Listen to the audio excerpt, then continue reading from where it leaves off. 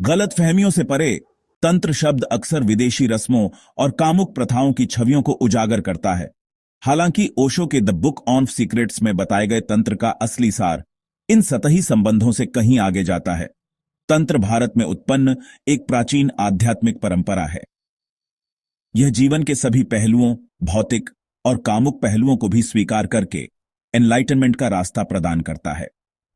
तंत्र ब्रह्मांड को दिव्य ऊर्जा की अभिव्यक्ति के रूप में देखता है। यह ऊर्जा, जिसे अक्सर शक्ति कहा जाता है, हमसे अलग नहीं है। यह हमारे माध्यम से बहती है और हमें अपने आसपास की हर चीज से जोड़ती है। इसलिए तंत्र हमें इस ऊर्जा को उसकी संपूर्णता में अनुभव करने के लिए आमंत्रित करता है। इसमें जीवन के ऐसे पहलू भी शामिल हैं जिन्हें अन्य आध्यात्मिक परंपराएं वर्जित मान सकती हैं। ओशो की द बुक ऑन सीक्रेट्स इस परिवर्तनकारी पथ को समझने और अनुभव करने के लिए एक मार्गदर्शक का काम करती है। यह तंत्र के रहस्यों को उजागर करती है और उन्हें आधुनिक साधक के लिए सुलभ बनाती है। यह पुस्तक प्राचीन ग्रंथ विज्ञान भैरव तंत्र में उल्लिखित 112 ध्यान तकनीकों में गहराई से उतरती है। संपूर्णता को अपनाना। तंत्र में द्वैत और स्वीकृति तंत्र के मूल सिद्धांतों में से एक द्वैत की स्वीकृति है। जीवन विपरीतताओं से भरा है। प्रकाश और अंधकार, खुशी और दुख, सुख और दर्द। हम अक्सर इन द्वैतों के खिलाफ संघर्ष करते हैं। जो हमें वांछनीय लगता है उससे चिपके रहते हैं और जो हमें अवांछनीय लगता है उसे दूर धकेलते हैं। हालांकि तंत्र हमें सिक्के के दोनों पहलुओं को अपनाने के लिए प्रोत्साहित करता है। अपने अनुभव की संपूर्णता को स्वीकार करके हम निर्णय और प्रतिरोध से आगे बढ़ते हैं। हम अपूर्णता में पूर्णता देखने लगते हैं। यह स्वीकृति खुद को दुख के लिए समर्पित करने के बारे में नहीं है। यह इस बात को पहचानने के बारे में है कि अंधेरे के बीच में भी प्रकाश का एक बीज होता है। तंत्र हमें सिखाता है कि हर अनुभव, चाहे सुखद हो या अप्रिय, विकास और परिवर्तन का अवसर है। जब हम जीवन के प्रवाह का विरोध करना बंद कर देते हैं तो हम खुद को और ब्रह्मांड की गहरी समझ के लिए खोल देते हैं। भीतर का रास्ता। ओशो की ध्यान तकनीकों की खोज ओशो की द बुक ऑन सीक्रेट्स ज्ञान और व्यावहारिक मार्गदर्शन का खजाना है। यह 112 ध्यान तकनीकें प्रदान करती हैं, जिनमें से प्रत्येक ईश्वर को अनुभव करने के लिए एक अलग द्वार प्रदान करती है। ये तकनीकें दुनिया से भागने के बारे में नहीं हैं। वे जीवन के अनुभवों के बीच अधिक उपस्थित और जागृत होने के बारे में हैं। कुछ तकनीकें सांस पर केंद्रित होती हैं, कुछ इंद्रियों पर और कुछ भावनाओं और विचारों पर। प्रत्येक तकनीक मन की सीमाओं को पार करने और भीतर की असीम ऊर्जा का अनुभव करने का एक अनूठा रास्ता प्रदान करती है। प्रत्येक तकनीक पर ओशो की टिप्पणी उनके सार को उजागर करती है। वह स्पष्ट निर्देश और अंतर्दृष्टि प्रदान करते हैं, जिससे वे जीवन के सभी क्षेत्रों के लोगों के लिए सुलभ हो जाते हैं। सांस और जागरूकता। परिवर्तन की नींव। द बुक ऑफ सीक्रेट्स में जिस एक मूलभूत तकनीक पर जोर दिया गया है वह है सांस के प्रति जागरूकता। सांस शरीर और मन के बीच एक सेतु का काम करती है। यह वर्तमान क्षण की निरंतर याद दिलाती है। बस अपनी सांस पर ध्यान लाकर हम मन की इंसेसेंट चैटर को शांत करना शुरू कर सकते हैं। हम अपने नथुनों से हवा के अंदर और बाहर जाने के प्रवाह को देख सकते हैं। हम अपने पेट के उठने और गिरने को महसूस कर सकते हैं। जैसे जैसे हम अपनी सांस के प्रति अधिक जागरूक होते जाते हैं, वैसे वैसे हम अपने शरीर में अधिक उपस्थित होते जाते हैं। यह उपस्थिति हमें मन की चिंताओं और बेचैनी से मुक्त होने में मदद करती है। सांस के प्रति जागरूकता एक सरल लेकिन शक्तिशाली अभ्यास है। इसे हमारी परिस्थितियों की परवाह किए बिना हमारे दैनिक जीवन में शामिल किया जा सकता है। चाहे हम लाइन में इंतजार कर रहे हों, काम पर जा रहे हों या बस अपने लिए कुछ पल निकाल रहे हों, हम हमेशा वर्तमान क्षण के लिए एक एंकर के रूप में सांस पर लौट सकते हैं।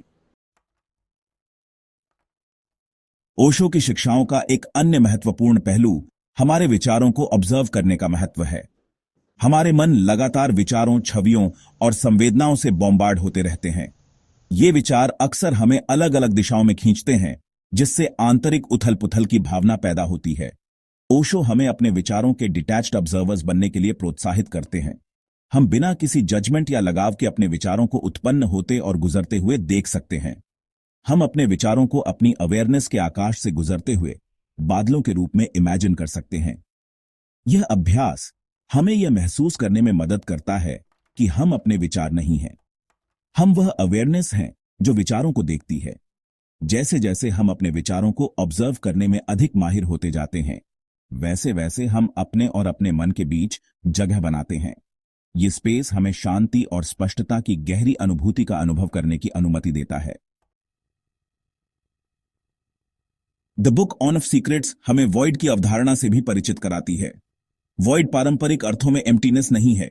यह सभी प्राणियों का आधार है, वह स्रोत जिससे सब कुछ उत्पन्न होता है और जिसमें सब कुछ वापस लौटता है। ओशो विभिन्न ध्यान तकनीकों का वर्णन करते हैं जो हमें इस वॉइड तक पहुंचने में मदद कर सकती हैं।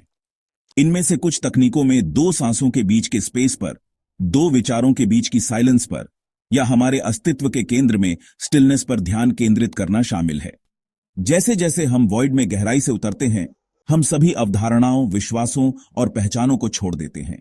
हम अननोन के प्रति समर्पण कर देते हैं और खुद को अस्तित्व की विशालता से ग्रस्त होने देते हैं। यह अनुभव भयावह और मुक्तिदायक दोनों हो सकता है। यह हमारे भ्रमों को चकनाचूर कर देता है और वास्तविकता के वास्तविक स्वरूप को प्रकट करता है। जबकि तंत्र को अक्सर कामुकता से जोड़ा जाता है, ओशो इस बात पर जोर देते हैं कि सच्चा तंत्र शारीरिक कृत्य से परे है। यह प्रेम की ऊर्जा को उसके शुद्धतम रूप में अनुभव करने के बारे में है। ओशो के अनुसार प्रेम केवल एक रोमांटिक भावना नहीं है, यह होने की अवस्था है, खुद से, दूसरों से और अपने आसपास की दुनिया से जुड़ने का एक तरीका है। जब हम प्रेम के साथ जीवन का सामना करते हैं तो हम हर चीज में दिव्य चिंगारी देखते हैं। हम सभी चीजों की इंटरकनेक्टेडनेस को पहचानते हैं। ओशो विभिन्न ध्यान तकनीकों का सुझाव देते हैं जो हमें इस सर्वव्यापी प्रेम को विकसित करने में मदद कर सकती है। इन तकनीकों में अपने, दूसरों और पूरे ब्रह्मांड के प्रति अपने प्रेम को निर्देशित करना शामिल है। जैसे जैसे हम अपने दिलों को प्रेम के लिए खोलते हैं, हम जुड़ाव और एकता की गहरी अनुभूति करते हैं। कई आध्यात्मिक परंपराएं शरीर को एनलाइटनमेंट के लिए एक बाधा के रूप में देखती हैं। वे अक्सर भौतिक क्षेत्र से ऊपर उठने की वकालत करते हैं। हालांकि तंत्र शरीर को एक पवित्र पात्र के रूप में स्वीकार करता है। यह शरीर के निहित ज्ञान और आध्यात्मिक जागृति के लिए उसकी क्षमता को पहचानता है। अपनी शारीरिक संवेदनाओं को नकारने या दबाने के बजाय तंत्र हमें उन्हें पूरी तरह से अनुभव करने के लिए प्रोत्साहित करता है, लेकिन जागरूकता के साथ।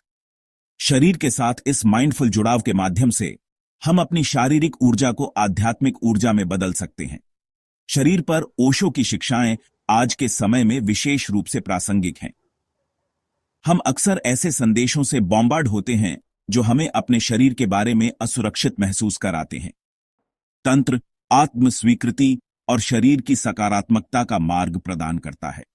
यह हमें याद दिलाता है कि हमारे शरीर हमारी आध्यात्मिकता से अलग नहीं है। वे पूर्णता की ओर हमारी यात्रा का एक अभिन्न अंग हैं। ओशो के अनुसार आध्यात्मिक विकास में सबसे बड़ी बाधाओं में से एक अहंकार है। अहंकार वह अलगाव की भावना है जो हम खुद से, दूसरों से और ब्रह्मांड से महसूस करते हैं। यह हमारे भय, असुरक्षा और इच्छाओं की आवाज है। अहंकार लगातार अपनी रक्षा करना चाहता है, दूसरों की कीमत पर भी। यह आत्म महत्व का एक झूठा भाव पैदा करता है जो हमें सच्चे संबंध और पूर्णता का अनुभव करने से रोकता है। तंत्र के संदर्भ में समर्पण का अर्थ है अपने जीवन पर अहंकार की पकड़ को छोड़ देना। यह नियंत्रण छोड़ने और खुद से बड़ी शक्ति पर भरोसा करने के बारे में है। यह समर्पण कमजोरी या हार के बारे में नहीं है। यह इस बात को पहचानने के बारे में है कि हम अलग अलग संस्थाएं नहीं हैं जो जीवित रहने के लिए संघर्ष कर रही हैं। हम किसी ऐसी चीज का हिस्सा हैं जो बहुत बड़ी और अधिक गहन है।